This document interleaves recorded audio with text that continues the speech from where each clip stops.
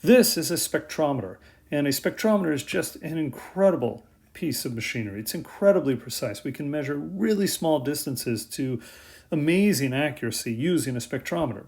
I want to go over how it works. You have a laser, and the laser beam comes out, and the light hits this beam splitter. Now, the beam splitter is basically just a piece of glass, which means it's going to reflect some of the light, and some of the light will pass through. Now, most spectrometers do not have a glass container, so we're going to pretend this isn't here.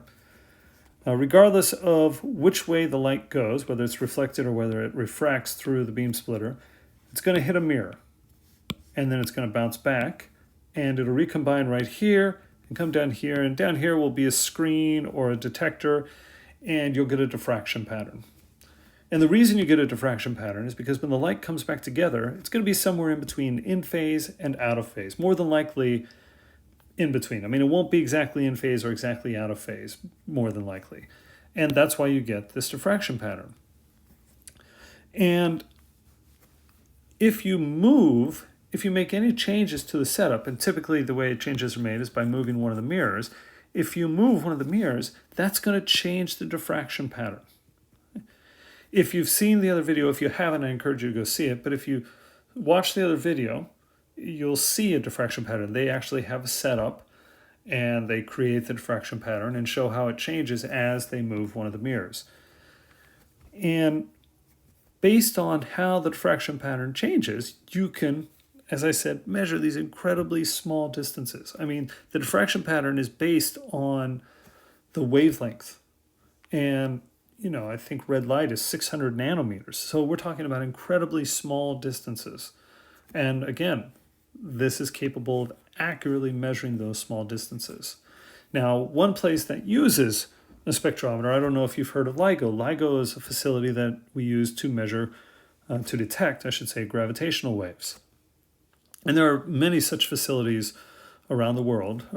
Well, I shouldn't say many, maybe a handful is better. But anyway, there are several facilities around the world that are searching for gravitational waves, and most of them, I believe, maybe all of them, use spectrometers. And these spectrometers that they're using are just so incredibly precise. And I've got it right here, the information. If it wants to come up, there it goes. At its most sensitive state, LIGO will be able to detect a change in distance between its mirrors that is 1/10,000th the width of a proton. This is equivalent to measuring the distance to the nearest star, which is about 4 light years away, to an accuracy smaller than the width of a human hair. Now, as I mentioned, LIGO is measuring or detecting gravitational waves, and it's detecting some of the most powerful gravitational waves that are created. They're the ones that are created when black holes collide with each other. And yet, by the time those waves get to us, they are incredibly weak, and it takes something extremely precise, and hence a spectrometer, to measure, to detect those waves.